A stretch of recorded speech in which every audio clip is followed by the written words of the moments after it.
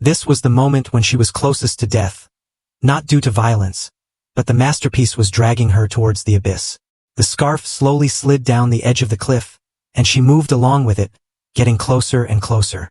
Looking at the scarf falling into the cliff, her hands still danced wildly like an out-of-control machine. Looking down into the void, the piece of fabric was falling endlessly. Gravity almost pulled her into the bottomless chasm, and she managed to use her feet to hold onto the edge. This was the only way out. Facing the abyss, the woman showed no fear on her face. Unbelievably, even as she crawled backward, gradually, she lost her sense of self, and the scarf danced in the air, but soon the wool ran out, becoming her obsessive living extension. The weight of the finished product pulled her towards the edge of the cliff again, and no matter how much she struggled, she couldn't resist that force. Just then, she saw her own hair. In desperation, she made an extreme decision. Use her hair as yarn and continue weaving, incorporating herself into this grand work. Just as she was about to fall into the abyss, she suddenly noticed a pair of scissors beside the stool.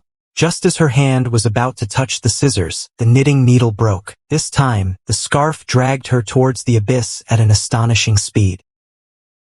But miraculously, at the last moment, she bit through the scarf. She failed to save the work, but she saved herself.